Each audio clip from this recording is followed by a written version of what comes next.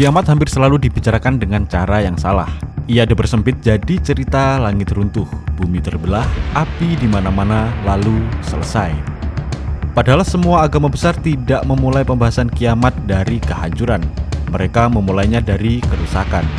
Bukan kerusakan tanah, bukan kerusakan bangunan, tapi kerusakan manusia.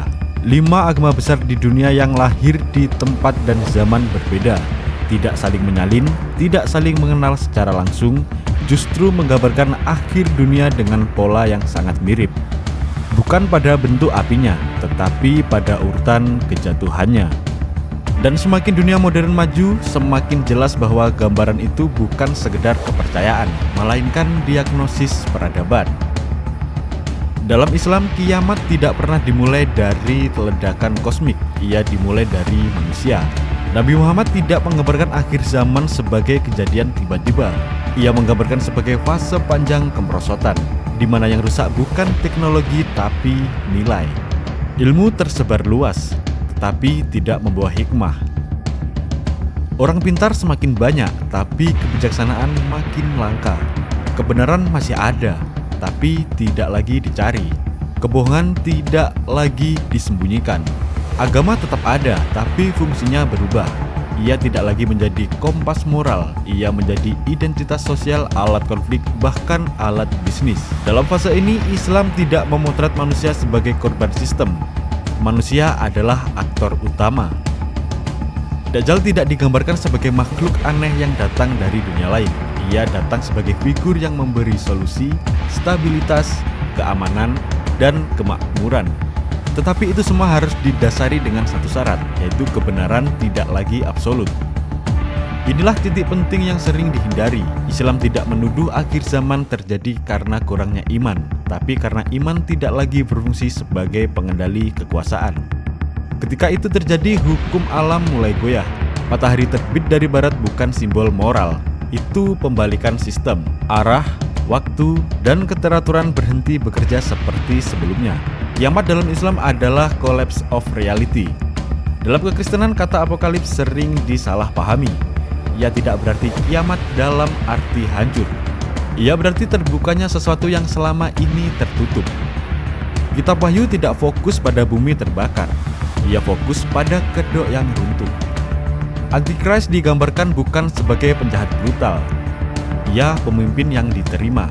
Ia membawa perdamaian dan ia menenangkan dunia.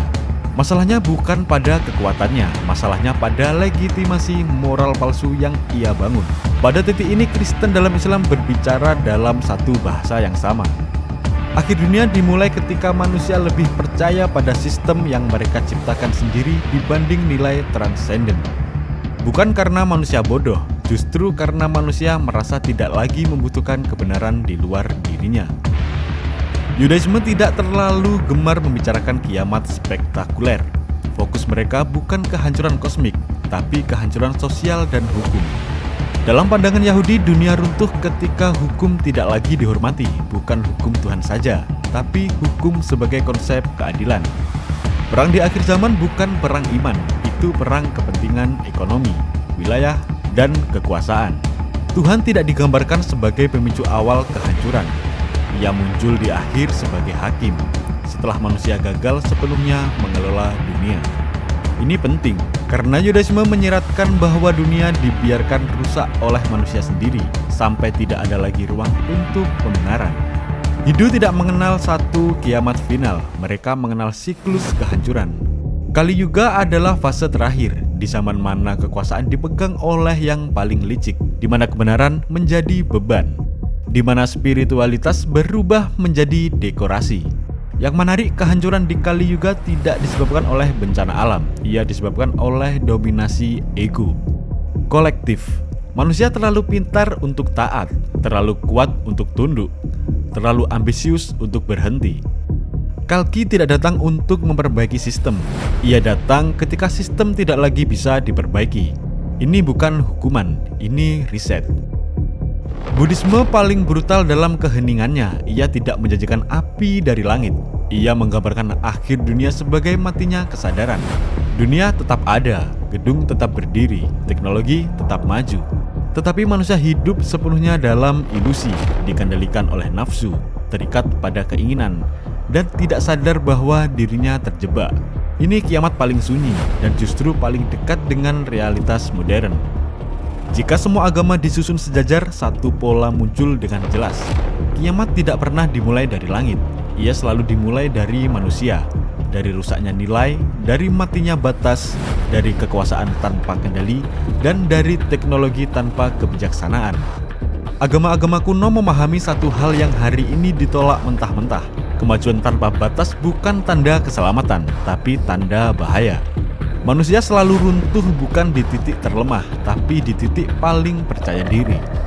Kiamat bukan cerita untuk menakuti, ia peringatan struktural.